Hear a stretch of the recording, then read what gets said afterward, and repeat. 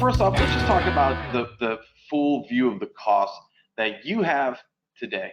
Now, most of the times we start here, where we think about the software license. So when you start to look at the Azure pricing and go, man, that Azure price for the OS, that seems kind of high versus what I do on premises today.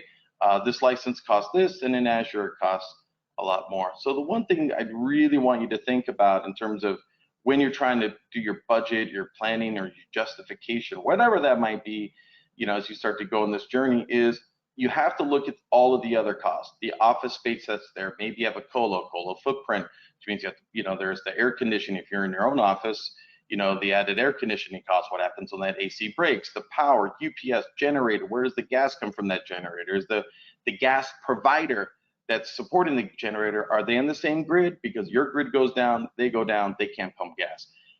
All of these areas, multiple networking circuits, the support costs for them, the time, the procedures and operations. If you're doing compliance, you have to vet all of those people too, because they have to go into it.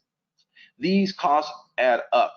If you're only comparing, oh, this is what the OS costs, to run a virtual machine in Azure compared to I do on-prem, you are missing the bigger cost that's a little hidden. And it's hard for organizations because sometimes, the IT person may not have access to those facility bills, but you should consider that as you go through.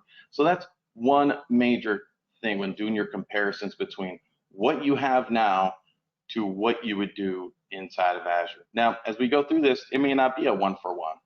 I might disperse a particular VM, which we'll talk about. But if you are really trying to do a comparison, think of those areas, right? Oh, does that disk cost that much? That costs a lot of money. What does it cost you now when you have a SAN, you have a number of disks, maybe they're starting to go out of date? How long does it get to replace? What is your RAID services, your backup operation? It's so much that goes into it. So from that perspective, really think about all your costs when you go through this.